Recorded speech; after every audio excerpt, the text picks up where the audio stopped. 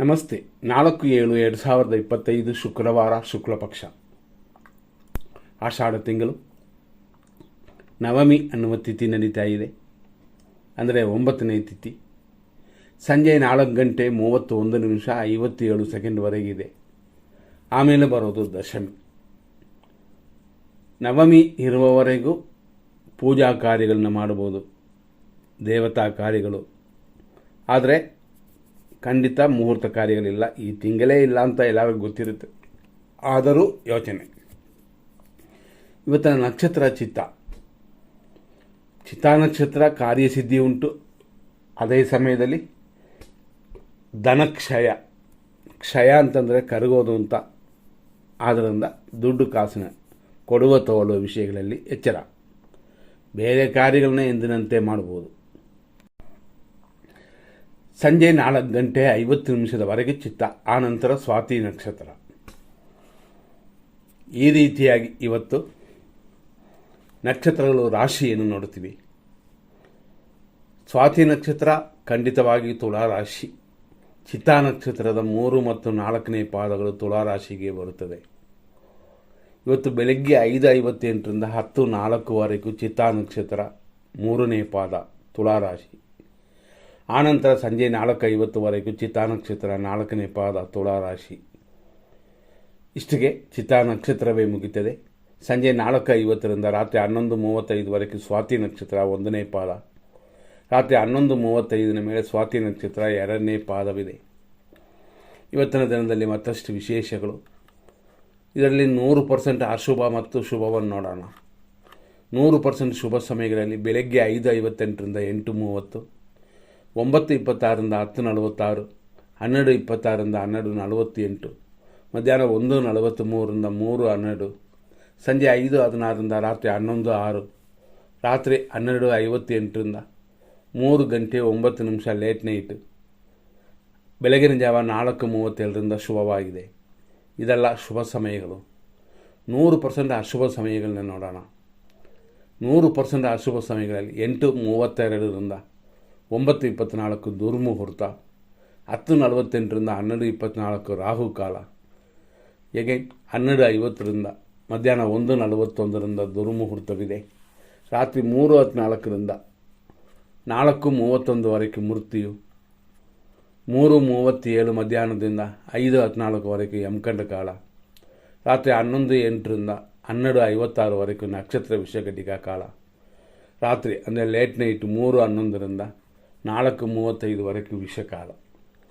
ಈ ರೀತಿ ಇವತ್ತಿನ ದಿನವನ್ನು ನೋಡಿದ್ವಿ. ಆದ್ದರಿಂದ ಈ ದಿನಗಳಲ್ಲಿ ಬೆಳಗ್ಗೆ ಕಾರ್ಯಗಳು ಅಂತಂದರೆ ಹಣಕಾಸಿನ ವಿಷಯ ಮಾತ್ರ ಎಚ್ಚರ. ಇಲ್ಲಾಂದರೆ ಎಂದಿನಂತೆ ಮಾಡುವ ಕಾರ್ಯಗಳನ್ನ ಧಾರಾಳವಾಗಿ ಮಾಡ್ಬೋದು. ನವಗ್ರಹ ಹೋಮಗಳು ಮಾಡ್ಬೋದು. ಸ್ವಾತಿ ನಕ್ಷತ್ರ ಮಹಾನಕ್ಷತ್ರ ಅಂತಂತೀವಿ. ಆದರೆ ಮಕ್ಕಳು ಹುಟ್ಟೋದಕ್ಕೆ ಆಷಾಢ ತಿಂಗಳು ತೊಂದರೆ ಇಲ್ಲ. ಹೊಸ ಕಾರ್ಯಗಳನ್ನ ಅಂದರೆ ನೂತನ ಪ್ರಯತ್ನ ಪಡುವ ಕಾರ್ಯಗಳು ಮಾತ್ರನೇ ತೊಂದರೆ. ಬೇರೆ ರೀತಿ ತೊಂದರೆ ಇಲ್ಲದೆ ಇರೋದರಿಂದ ಖಂಡಿತವಾಗಿಯೂ ದೋಷವಿಲ್ಲ. ಆದರೆ ಇವತ್ತು ಶನಿಕೆ ಅಷ್ಟಮದಲ್ಲಿ ಚಂದ್ರನಿದೆ ರಾಶಿ ಕುಂಡಲಿಯಲ್ಲಿ. ಶನಿಕೆ ಅಷ್ಟಮದಲ್ಲಿ ಚಂದ್ರನು ಕೂತಿರೋದರಿಂದ ಎಂಥವರೇ ಆದರೂ ಸನ್ಯಾಸಿಗಳು, ಸಾಧು ಸನ್ಯಾಸಿಗಳಿಗೆ ಅಂಥವ್ರಿಗೆಲ್ಲ ಈಗ ಒಂದು ಸ್ವಲ್ಪ ಬಿಕ್ಕಟ್ಟಿನ ಸಮಯ. ಮಠಾಧಿಪತಿ, ಗುರುಗಳು, ಶಿಷ್ಯಂದರು ಇಂಥವರೆಲ್ಲ ಸ್ವಲ್ಪ ಗಮನ ಕೊಡಬೇಕು. ಎಲ್ಲ ಕಾರ್ಯಗಳಲ್ಲೂ ಬಿಕ್ಕಟ್ಟಿನ ಪರಿಸ್ಥಿತಿ ಬರದೆ ನೋಡ್ಕೋಬೇಕು. ಇಷ್ಟೇ ಇವತ್ತಿನ ವಿಷಯ. ಬೇರೆ ಏನು ಹೆಚ್ಚಾಗಿ ತೊಂದರೆಗಳಿಲ್ಲ. ಇವತ್ತು ವರಾಹಿ ನವರಾತ್ರಿ ಪೂಜೆ ಸಂಪೂರ್ಣವಾಗುತ್ತದೆ. ಈ ರೀತಿಯಾದ ಇವತ್ತಿನ ದಿನವನ್ನು ನೋಡಿಕೊಳ್ಳೋಣ. ಅಶ್ವಿನಿ ನಕ್ಷತ್ರ ಮೇಷರಾಶಿಯವರಿಗೆ ಸಂಜೆ 4 ಗಂಟೆ ಮೇಲೆ ಅಂದರೆ 4:50 ಮೇಲೆ ಶುಭ ಉಂಟು. ಭರಣಿ ನಕ್ಷತ್ರ ಮೇಷರಾಶಿಯವರಿಗೆ ಬೆಳಗ್ಗೆಯಿಂದ ಸಂಜೆ 4:50 ಶುಭವಾಗಿದೆ. ಕೃತಿಕಾ ನಕ್ಷತ್ರ ಮೇಷರಾಶಿ 1ನೇ ಪಾದದವರೆಗೆ ಖಂಡಿತವಾಗಿ ಸಂಜೆಯ ಮೇಲೆ ಚೆನ್ನಾಗಿದೆ. ಅಲ್ಲಿಯವರೆಗೂ ಅಶುಭವಾಗಿದೆ, ಎಚ್ಚರ. ಕೃತಿಕಾ ನಕ್ಷತ್ರ ವೃಷಭ ರಾಶಿ. ಈ ರೀತಿಯಲ್ಲಿ ನಿಮಗೂ, ಯಾಕೆಂದರೆ ಕೃತಿಕಾ ನಕ್ಷತ್ರವಾದರೂ ರಾಶಿ ಮಾತ್ರ ಭಿನ್ನ ಉಂಟು. ಯಾಕೆಂತಂದರೆ ವೃಷಭ ರಾಶಿಗೆ 2, 3, 4ನೇ ಪಾದಗಳು ಬರುತ್ತದೆ. ನಿಮಗೂ ಅದೇ ರೀತಿಯಲ್ಲಿ ಸಂಜೆಯಿಂದಲೇ ಕ್ಷೇಮವು ಶತ್ರುನಾಶವೂ ಉಂಟು. ರೋಹಿಣಿ ನಕ್ಷತ್ರ ವೃಷಭ ರಾಶಿ. ಸಂಪತ್ ಶತ್ರುನಾಶವೆಲ್ಲ ಸಂಜೆಯವರೆಗಿದೆ. ಮೃಗಶೀರ್ಷ ನಕ್ಷತ್ರ ವೃಷಭ ರಾಶಿ. ಸಂಜೆಯ ಮೇಲೆ ಸಂಪತ್ತಿದೆ, ಶತ್ರುನಾಶವೂ ಉಂಟು. ಮೃಗಶೀರ್ಷ ನಕ್ಷತ್ರ ಇದರಲ್ಲಿ ವೃಷಭ ರಾಶಿ ಮಿಥುನ ರಾಶಿ ಇಂಥ ಎರಡು ಭಿನ್ನಗಳು ಬರುತ್ತದೆ. ಮೃಗಶೀರ್ಷ ನಕ್ಷತ್ರ ವೃಷಭ ರಾಶಿಯವರಿಗೆ ಸಂಜೆಯ ಮೇಲೆ ಹಣಕಾಸಿನ ಹೆಚ್ಚಿನ ವರಮಾನ, ಅಭಿವೃದ್ಧಿ ಇದೆಲ್ಲ ಕೊಂಡಿರುತ್ತದೆ. ಆದರೆ ಮಿಥುನ ರಾಶಿ ಮೃಗಶೀರ್ಷ ನಕ್ಷತ್ರ ಅಂದರೆ 3 ಮತ್ತು 4ನೇ ಪಾದದಲ್ಲಿ ಹುಟ್ಟಿದವರಿಗೆ ಸಂಜೆಯಿಂದ ಸಂಪತ್ತು ಸ್ವಲ್ಪ ಕಾರ್ಯ ವಿಘ್ನಗಳು ಬರುತ್ತದೆ, ಅದು ಮಾತ್ರ ನೋಡಿಕೊಳ್ಳಿ. ಆರುದ್ರ ನಕ್ಷತ್ರ ಮಿಥುನ ರಾಶಿ ಬೆಳಗ್ಗೆಯಿಂದ ಸಂಜೆಯವರೆಗೆ ಅಭಿವೃದ್ಧಿ. ಪುನರ್ವಸು ನಕ್ಷತ್ರ ಮಿಥುನ ರಾಶಿ ಮಿತ್ರಧಾರೆ ಪರಮ ಮಿತ್ರಧಾರೆ ಇಂಥ ದಿನಪೂರ್ತಿ ಶುಭವಾಗಿದೆ. ಪುನರ್ವಸು ನಕ್ಷತ್ರ ಕರ್ಕಾಟಕ ರಾಶಿ ಮಿತ್ರ ಪರಮ ಮೈತ್ರಿ ಅಂದರೆ ಪರಮ ಮಿತ್ರ, ಈ ರೀತಿ ಇವತ್ತಿನ ದಿನಪೂರ್ತಿ ಶುಭಕರವಾಗಿದೆ. ಪುಷ್ಯ ನಕ್ಷತ್ರ ಕರ್ಕಾಟಕ ರಾಶಿ ಸಂಜೆಯ ಮೇಲೆ ಅನುಕೂಲ ಉಂಟು, ಮಿತ್ರರಿಂದ ಸಹಾಯವಿದೆ. ಆಶ್ಲೇಷ ನಕ್ಷತ್ರ ಕರ್ಕಾಟಕ ರಾಶಿ ಸಂಜೆಯವರೆಗೂ ಅನುಕೂಲವು ಅಂದರೆ ಸಾಧಕಧಾರೆ, ಸ್ವಲ್ಪ ರೋಗ ಭಯ. ಮಖ ನಕ್ಷತ್ರ ಸಿಂಹರಾಶಿ ಖಂಡಿತ ಸಾಧಕಧಾರೆ, ದ್ರವ್ಯ ಲಾಭವೆಲ್ಲ ಉಂಟು. ಪುಬ್ಬ ನಕ್ಷತ್ರ ಸಿಂಹರಾಶಿ ಆರೋಗ್ಯವಿದೆ, ದ್ರವ್ಯ ಲಾಭವಿದೆ, ಇದೆಲ್ಲ ಸಂಜೆಯವರೆಗೂ. ಉತ್ತರ ನಕ್ಷತ್ರ ಸಿಂಹರಾಶಿ ಮಧ್ಯಾಹ್ನದ ಮೇಲೆ ಅಂದರೆ ಸಂಜೆಯ ಮೇಲೆ ಕ್ಷೇಮವೇ, ದ್ರವ್ಯ ಲಾಭವೇ, ಅಲ್ಲಿಯವರೆಗೂ ಏಟು ಗಾಯಗಳಿಲ್ಲದೆ ನೋಡ್ಕೊಳ್ಳಿ.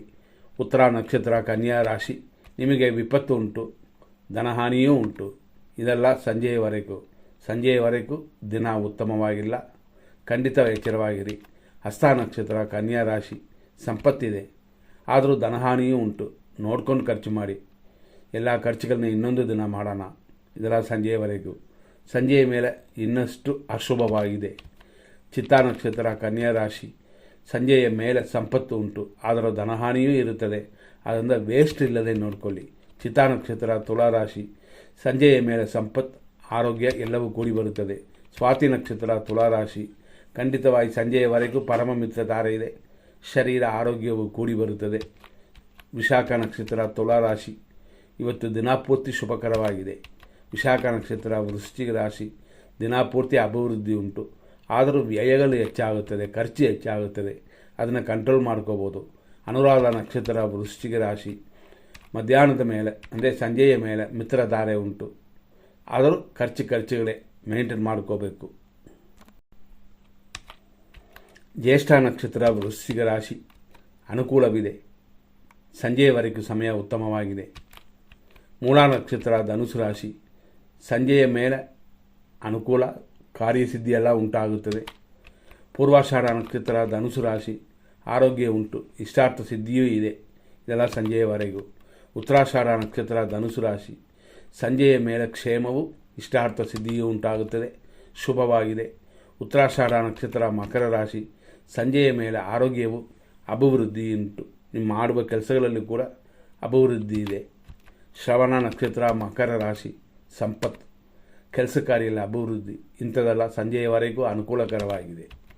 ಧನಿಷ್ಠ ನಕ್ಷತ್ರ ಮಕರ ರಾಶಿ ಸಂಜೆಯ ಮೇಲೇ ಅನುಕೂಲದ ಕಾರ್ಯ, ಉದ್ಯೋಗ ಅಭಿವೃದ್ಧಿ ಎಲ್ಲವೂ ಮಾಡಿ ಬರುವುದು ಅಂದರೆ ಕೂಡಿ ಬರುವಂಥದ್ದು ಸಂಜೆಯ ಮೇಲೆ.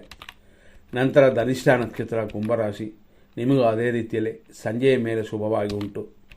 ಶತಭಿಷ ನಕ್ಷತ್ರ ಕುಂಭರಾಶಿ ಖಂಡಿತವಾಗಿ ಬೆಳಗ್ಗೆಯಿಂದ ಸಂಜೆಯವರೆಗೂ ಶುಭವಾಗಿದೆ, ಆದ್ದರಿಂದ ಈ ಸಮಯಗಳಲ್ಲಿ ನಿಮ್ಮ ಕಾರ್ಯಗಳನ್ನ ಮಾಡಿಕೊಳ್ಳಿ.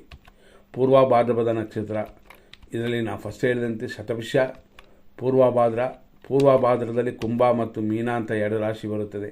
ಪೂರ್ವಭಾದ್ರ 1, 2, 3 ಪಾದಗಳಾದರೆ ಇವತ್ತಿನ ದಿನ ಪ್ರಕಾರ ಮಿತ್ರಧಾರೆ, ಸ್ವಲ್ಪ ಕಾರ್ಯತಡೆ.